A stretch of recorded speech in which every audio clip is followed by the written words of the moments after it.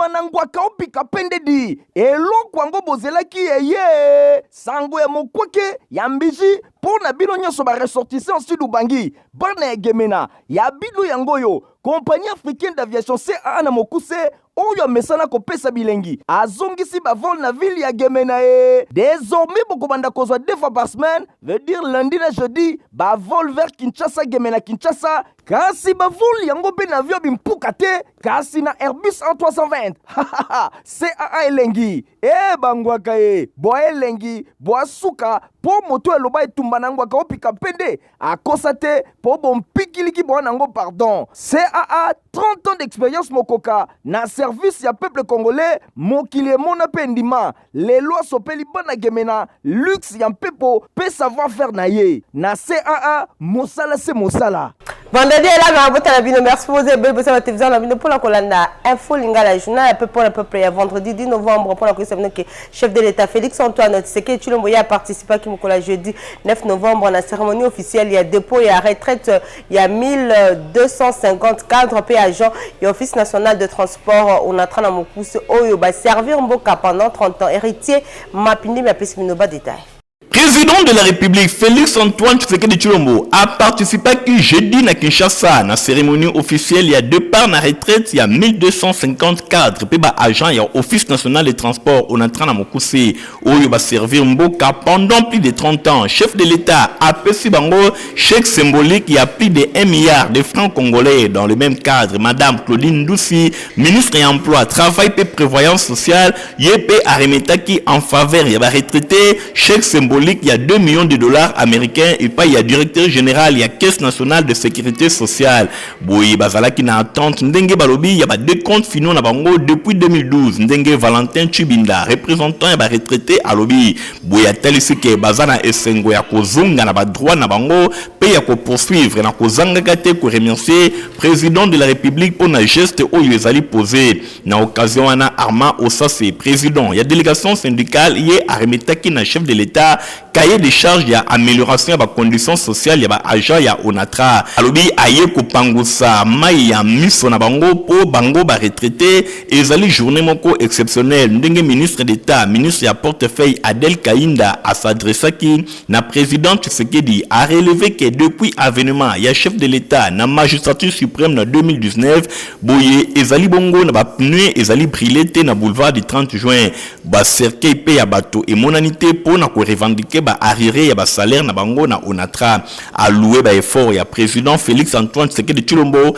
directeur général ya Onatra a estimé que na ngambu na ye événement ya lelo ezali bongo signal moko ya makasi oyo ezali na caractère moko national na représentativité ya 17 provinces oyo Onatra ezali implanté sur 26 provinces oyo RDC azana yango établissement public à caractère industriel pe commercial doté na personnalité juridique Onatra azali ko exploiter pe azali ko gérer les lots chaîne moko intégrée ya ba transport composé na 3 ports maritimes Matadi Boma pe Banana port fluvial moko ya Kinshasa chemin de fer Matadi Kinshasa ya molai ya 366 km mobimba pe ya réseau fluvial ya molai ya 12 000 km ya ba port fluviaux ebele pe 3 chantiers naval mobimba Ndolo Boma pe Boyera. La maison Msuboye qui est plénière qui organisé le vendredi 10 novembre dans la salle du congrès il y a palais du peuple pour puis va député va examiner qui peut adopter qui projet alors où ils allaient autoriser prorogation il y a état de siège Pelisusu lobela ki likambo bazali ko autoriser ratification et par la République démocratique du Congo pour la protection et bien culturel en cas de conflit examiner qui Pelisusu adoption examiner qui Pelisusu adopter qui sous projet alors pour la commerce pe proposition à loi ya télécommunication détail élément beaucoup landa yango na journal Nabiso ya mokolo ya lobito pour s'ouvrir journal Nabiso pour que sur instruction il y a premier ministre Jean-Michel Samandé directeur il y a cabinet naïe professeur Paul Gaspard Gonda et ayambaki mokola jeudi 9 novembre pour la primature délégation il y a ba syndicaliste membre ya SIRAP Nadine Nassona a pesé nos détails Bayamaki kitoko epa ya directeur ya cabinet ya chef ya gouvernement le professeur Paul Gaspard Ngondankoy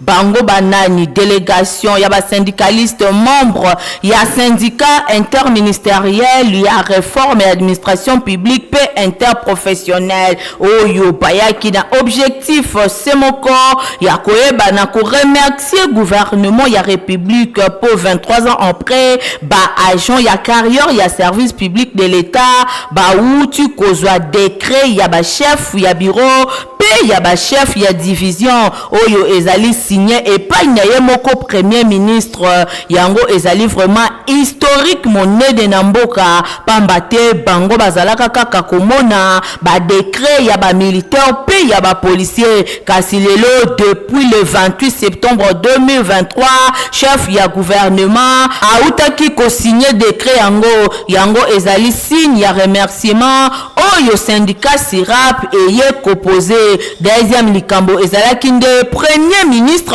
a poussé ba ordonnance ya ba directeur ya administration publique oyo depuis ba décennie nano batikala kozwa ba ordonnance yango te elekaki nanu na cabinet na ye na sima atindaki yango epa ya chef de l'état le 4 août 2023 oyo asignaki ba ordonnance yango pona ba directeur ya ba administration publique ndenge président ya ba syndicat ya SIRAP mwana mboka ingénieur Paul ya pai makengo atalisi liboso ya ba pandisango atalisi pe lisusu ke ba syndicaliste ba bosani te ko manifester reconnaissance na bango epa ya gouvernement na ndenge abakiseli bango 50 000 francs congolais likolo ya ba salaire na bango epa ya ba agent nyonso ya ba service public ya l'état.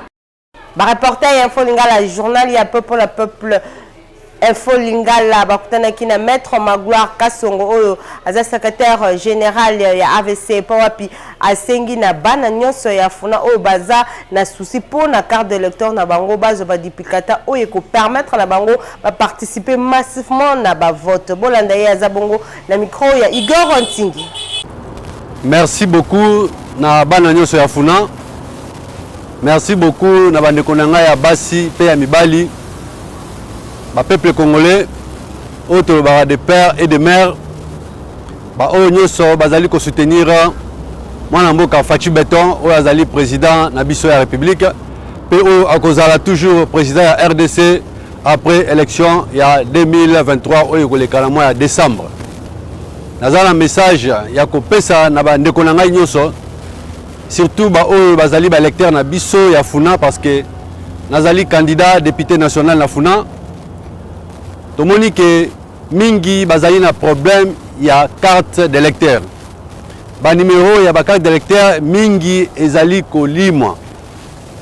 Na yango na ye pona moni que ba électeur na ngai mingi bazali na problème wana pe bazali ko bunda po ba bana ko régulariser situation ya carte na bango bazwa ba duplicata. Na moni que bozali ebele mingi. Information est passée et pas ya batunyo sauté pour vérifier ba carte na bango.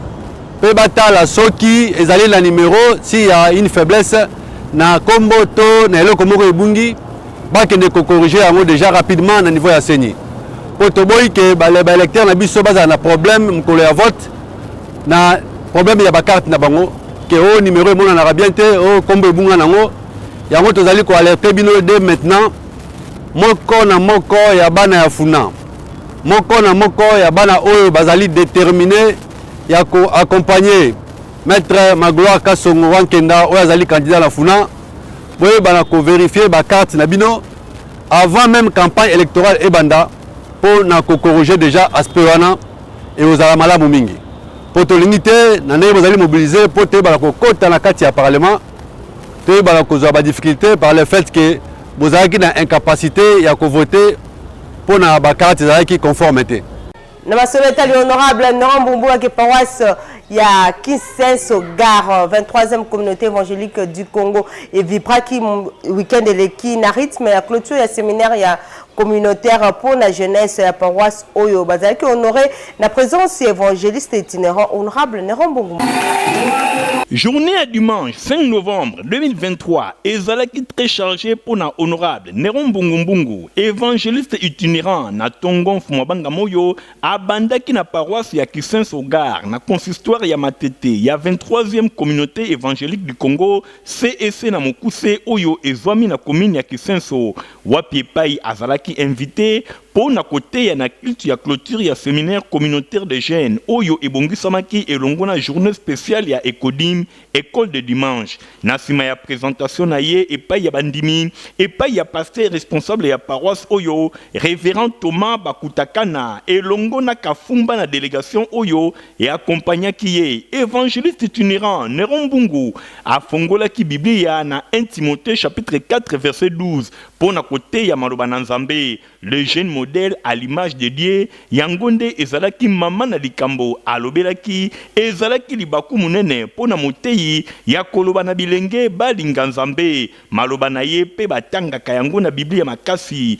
Révérend Thomas Bakutakana asepelaki makasi pour na mateya Oyo pe arasiraki ye na ndenge amipesa pour na mosala na Nzambe bosimbake abakisaki lisusu kolobake ndenge asutenaka misala na Nzambe ye pe akotikala kobosa na yete na tango ya maponomi ezali koya andiko sala mabondeli na biso po ete na oyo nyonso azali kosala pe oyo akosalela biso lisusu kati na paroisse oyo Nzambe acha ye loboko po ete tolonga pe alonga na ye kozala moko na bakambi na siège oyo ye alingi kosala uta na députation nationale kuna pe awa na provincial pe ba candidat nyonso o baza filié epai na ye tozali kotombela bango succès malamu pe bazwa bisika yango bazali ko luka kosala na ngambo na ye mokambi ya bilenge asepelaki ye pe lisusu na présence ya évangéliste itinérant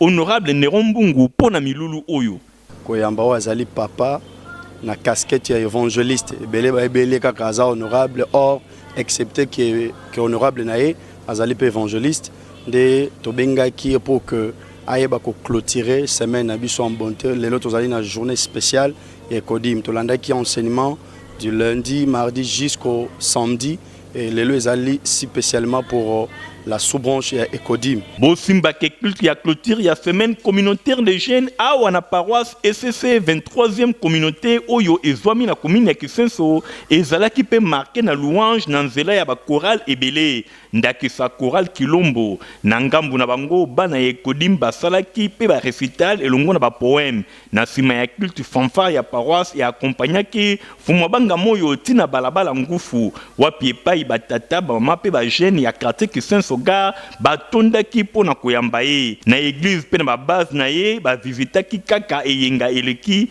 honorable Néron Mbungu alobaki ete na maponomi ezali koya azali candidat na députation nationale pour na district ya Moamba pe députation provinciale pour na commune ya Kisenso bisika nyonso alekaki bato basepelaki makasi na message apesaki pe bango ba prometaki ye soutien total na bango na candidat Néron Mbungu pambate pona bango azalaka toujours elongo na population na tango ya pasi pe ya bisengo. Mwana mboka Eric Mwamba aza candidat pour la circonscription électorale ya Tchangu azalaki mikoleleki na base na ye po wapi azolaki bango solution ya transformateur. Reportage. Mwana ya Tchangu ya solo mabele na ye aza kolala pongite soki azui solution na problème na bangote. Eric Mwamba, président ya fondation Eric Mwamba, azalaki na base na ye ya Tchangu, particulièrement ya Kimbantseke, pour na kosolola na bango communion na base na ye masolo ezakari.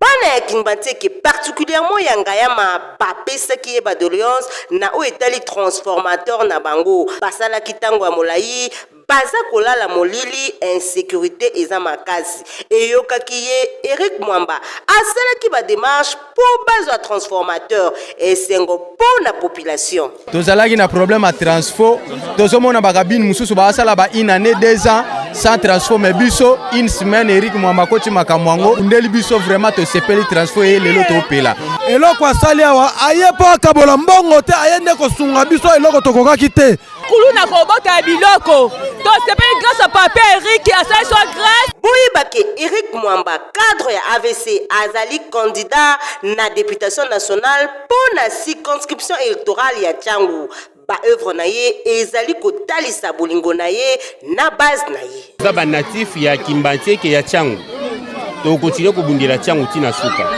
à part ba don to terre sala ebele bele yo yebi to tonga ba pont to sala ba centre ya formation ebele alors to défendre pe population à côté surtout na makambo itali makambo ya ba difficulté Eric Mwamba toujours proche na population soki ba yoki likambo a hésitaka te l'homme de solution ayokaka kolela ya population na ye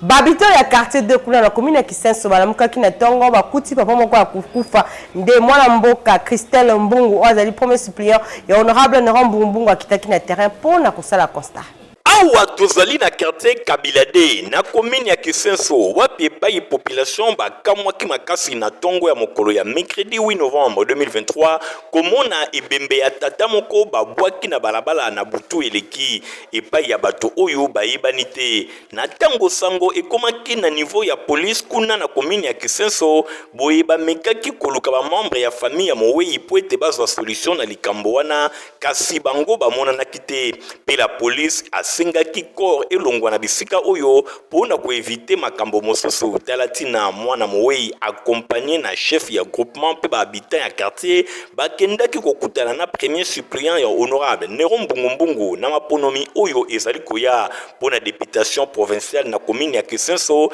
na tina ete bazwa lisungi pona ka oyo ekweleli bango Christelle Mbungu a hésitaki soki mokete ndenge kaka mfumo banga moyo honorable Néron Mbungu asalaka malgré mvula makasi oyo enokaki na avant midi ya mercredi 8 novembre 2023 na mbala moko akomaki bisika ebembe ezalaki pe bisika ebembe oyo ezalaki abandonné sur place apesaki makoki pona kosomba cercueil pe biloko mosusu na mbongo ya transport ya corps tina cimetière ya Lunda wapi epai bokundami esalemaki occasion oyo epesamelaki pe premier suppléant ya honorable Néron Mbungu pona kosenga na batu ya quartier batondaki bisika oyo bako bako vivre na bolingo pe na bomoko po ete basalisana ndenge kaka autorité morale ya Asbel ma famille honorable Néron Mbungu alobaka tango nyonso selo ba témoignage ezwamaki na bisika oyo tata oyo akufi azalaki koyenga partout pona kozwa libiki pe santé na ye ezalaki penza malamu te ba habitant ya quartier Kabilade bapesaki ebele ya matondi na mfumo banga moyo na nzela ya Christelle Mbungu na ndenge azwaki solution na likambo oyo ya pasi pe ya mawa pona population ya ngambu oyo ya ville ya Kinshasa jamais bakotikala kobosa na candidat honorable Néron Mbungu na députation nationale pona circonscription électorale ya Moamba pe na députation provinciale pona commune ya Kisenso honorable Néron Mbungu elongo na suppléant na ye Christelle Mbungu bakoko bakaka kosunga honorable Néron Mbungu elongo na premier suppléant na ye Christelle Mbungu na ndenge bamesana kosunga population na tango ya pasi pe ya bisengo na masolo etali religion wake plaidant pour l'homme de Dieu na bokambemi ya couple Osbi Chama babengisi Église Corps du Christ pe bana na nzambe nyonso na 18e édition ya campagne de prière en faveur de l'homme de Dieu et kosalema mokolo samedi 11 novembre na Fikine à partir ya ngonga ya 8h30 Stéphane Skande Christian Kagembeni na commentaire ya Nadine Asona bondela pona basali ya nzambe bondela mama bondela bondela papa bondela bondela Église Corps du Christ plaidant ensemble pour l'homme de Dieu Nabokambemi ya couple visionnaire Osbi Chama babengisi bino na milulu minene ya 18e édition ya campagne de prière en faveur de l'homme de Dieu. Actes des apôtres chapitre 12 verset 5 Église etikaki te komatisa la prière na Pierre Tango azalaka la prison na occasion ya 8e année ya existence ya plaidant pour l'homme de Dieu prophétesse Maria Tumba pe Osbi Chama balobi yaka komatisa prière pour na pasteur na yo. Yoka samedi 11 novembre 2023 de 8h à 15h na kati ya foire internationale ya Kinshasa Fikine na Mokuse. Bino ba amoureux ya prière okenda kamangengenge Luzizila campus pe basit ya prière misusu ya katomatisa prière pour na basali ya Nzambe. Campagne ya prière oyo en faveur ya basali na Nzambe ezali likambo ya église te. Olinga ka pasteur na yo atikala na makolo mibale na évangile azala puissant abanga Nzambe alonga ba tentation ya ndenge na ndenge azala toujours en bonne santé alonga bitumba ya molili couple chama balobi yaka kobondela na bango samedi 11 novembre 2023 na Fikine de 8h à 15h et sengeli boye bake ministère plaidant pour l'homme de Dieu bazali planté déjà dans quelques provinces ya RDC. Boyo kanenge mama Maria Chama elongona ba mama babengi sibino. Shalom, shalom, shalom, peuple de Dieu. Shalom, bana Nzambe nyoso bozolandanga de partout. Oh, bana Changwe. Bana Moamba. Bana Lukunga. Bana Funa. To bengi sibino nyoso na molulu wana. Eza molulu ya kafu kafu. Eza molulu ekomema bikamwa na bavi ya batu. Bien aimé botika na ebisa bino ke lo leza ya kofungwama. Yo mutozo landangai. On a cité verte. On a Lemba. On a Matete. On a Tchangu. Cette affaire nous concerne tous. On a Banda lo bambouteage ezalakato telemisaki de amolima bambouteage. Yakato bonde la pona basali ya Nzambe. Soko lingara pasteur na yo. Yaka ko sambela pona ye. Ali le 11 novembre de 8h à 15h. 2023, année à conquête, boya à la fois, possédé déjà année 2024, Botuningaï, ba orateur, ba kozala banani, révérend pasteur Charles Ngoyi, révérende docteur Marie-Josée Ifoku, révérend Andy Ebodi à Nigeria, pe couple visionnaire Osbi Chama. Biso, ba bengi biso, ba mama plaidant tokolela kino Nzamba kozongisa basali na ye na nzela na losambo tokolela na kokila tokolela na bambongo tokopesa bavol ya Kinshasa Gemena Kinshasa esi ebandi premier vol esalema kitoko kuna na Gemena 50 nde ezalaki Air Oyo Airbus A320 ya compagnie africaine d'aviation CAA na Mokuse et kitaki pona mbala liboso na aéroport national ya Gemena depuis bakangaka escale Oyo na 2016 na pied d'avion tomonaki maire ya Gemena Jacob Luba ya Mbuka Oyo asaluaki commandant à bord Lick Scripsens na ba membre nyonso ya équipage avant amema bango po ba saluer ba chef coutumier ya ville ya Gemena pe bato ya nzinga oyo ba entouraki président national ya association socio-culturelle Ngambe Bouclier Mbaka Emmanuel Ngbali Gaza oyo ba bundi makasi elongo na ba autorité provinciale ya Sidubangi na fête ya Sidubangi pona ko convaincre hiérarchie ya CAA po bandima ko servir ligne aérienne oyo kitoko. Merci à la hiérarchie de la CAA qui finalement a accepté de répondre positivement à notre démarche. Nous remercions les ministres des Transports et de la Communication qui ont mis en conformité. Nous remercions également et nous remercions toute la population qui nous a soutenus. Toute la population qui nous a soutenus pour cette démarche. Ambiance ezalaki total na aéroport ya Gemena population bayaki ebele oyo babinaki na rythme ya groupe folklorique Gazawili.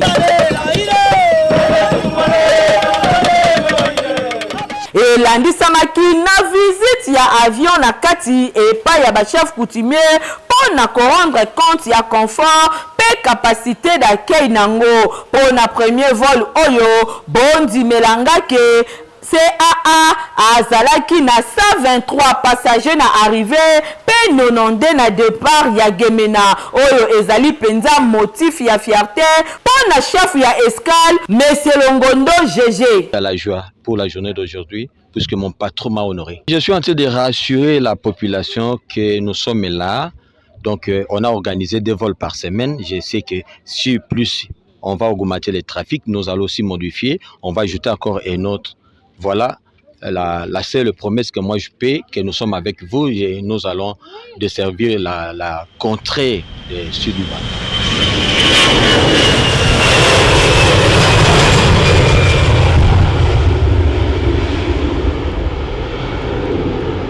Olingi olata sapato ya kitoko pe ya qualité pour na ba fête ya décembre oyo yebaki Papa Griff na 7e rue Limité aza ko sala ba sapato moko ya kitoko pe ya qualité. Papa sinangai e utako apio. Olingaka basapatu kitoko, olingaka mokoto ya malonga oyo ekobimisa yo propre liboso ya bato nyonso. Esika ezase moko na 7e rue na commune ya Limité na place commerciale na Petit Boulevard. Tala malamu yeyo collègue ya bato nyonso basalaka basapatu minene na mikili ya poto basapatu ya kitoko oyo bino boyebi. Yeyo yemoko ayebi mosala na ndenge akosakana te bato nyonso bayebi. Collègue ya Jimmy Weston azali kosala koto na ndenge akosakana te. Nayebi ke chef de l'État Fachi Beton oyebi nga na Kombo, oyebi nga na Elongi, oyebi nga na Moussara. Moi je pense que c'est déjà quelque chose de bon. Puis oyebi batezaki na Limité. Donc il y a un premier ministre, nous allons na yo na misé oyo kota palais du peuple obenga ngai to kutana. Mais tu le loka ba blocage. Mais on a même le ministre là, ministre de la culture Azali, ministre de l'industrie Azali, ministre de la PMI Azali, PMR. Mais pourquoi tu es au Changa Maboko, va diminuer le taux de chômage? Pour nous les hommes, par contre, on n'a pas Patrice pour diminuer le taux pour encadrer jeunesse, pour transformer Bango, si on est pour ça la sapate. Est-ce que Azali a besoin de ça pour nous? Je ne pense pas. Automatiquement, Aoluka, Azala, responsable pour qu'il y ait des familles. Mais pourquoi? Dans ça, il était pourquoi? Dans ce cas-là, on a fait dans la Gentini Mobila.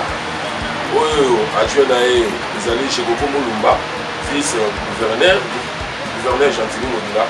Nous avons même bonne foi. Alors, Ngamouwa, mais Bangati n'est pas chef de l'État. Il a fait mon compte au Bonaïli qui m'a politique, moi, ma caméra. Mais il fait qu'il bonne foi. Autorité nous suspect bazar.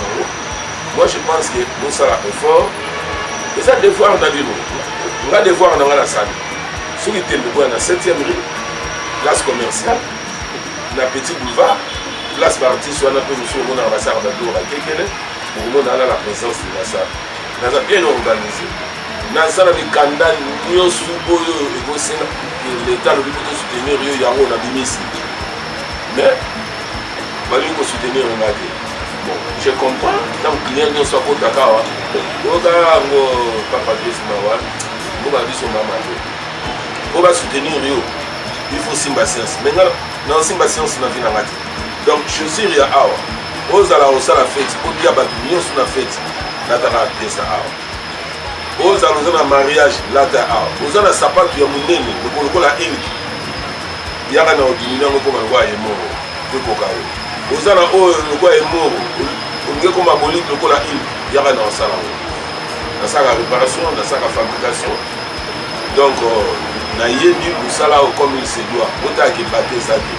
Oyoki adresse ezasemoko na 7e rue Petit Boulevard na commune ya Limité epai wapi ba chaussure ba sandal ba mapapa ezali kosalema na ndenge ya kosakana te soki okoti awa obosani Italie libela.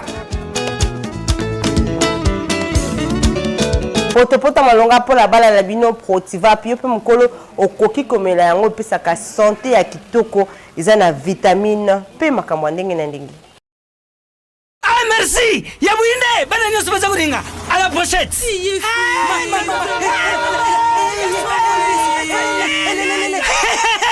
Bouzala Kwarme, Protivap et tonne la protéine et énergie. Ah papa merci.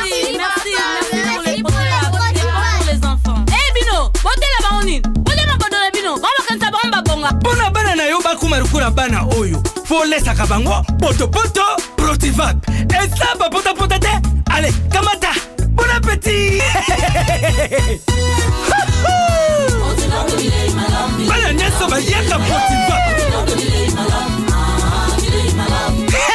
Ah, basisi kolia ya bango protivap babandi badansi na bango ya babebe pro tala baya yango chata kitoko ntoto makasi tuka na mbimbi oyo tuka na mbimbi makusa protivap potopoto kitoko pona babebe pro. Bozalaki ebele pona kolanda info lingala journal ya peuple soki bosepelaki na équipe rédactionnelle ya info lingala bo na manda kuna bino. Merci na fidélité pe confiance vous allez continuer kozala nango na journal ya peuple na peuple. Au revoir. Ai etumba na ngwaka opika pendedi eloko yango bozelaki eye sango ya mokweke ya mbiji pona bino nyonso baressortissant sud ubangi bana egemena ya bino yango yo compagnie africaine d'aviation CAA na mokuse oyo mesana kopesa bilengi azongisi bavol na ville ya Gemena désormais bokobanda kozwa 2 fois par semaine veut dire lundi na jeudi bavol vers Kinshasa Gemena Kinshasa kasi bavol yango pe na avion bimpuka te kasi na Airbus A320 CAA elengi bangwaka boa elengi boa suka po moto eloba etumba na ngwaka opika pende akosa te po bompikiliki boa nango pardon. CAA 30 ans d'expérience mokoka na service ya peuple congolais mokili mona pendima lelo sopeli bana Gemena luxe ya mpepo pe savoir faire na ye na CAA mosala se mosala.